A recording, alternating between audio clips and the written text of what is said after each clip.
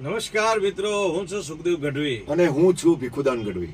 એક સુંદર મજાની વાત લઈને આપણી સમક્ષ અમે આવ્યા છીએ. કારણ કે આપણા ગુજરાતમાં અને ભારતની સંસ્કૃતિમાં સંગીતનું બહુ મહત્વ છે, સૂરનું પણ મહત્વ છે.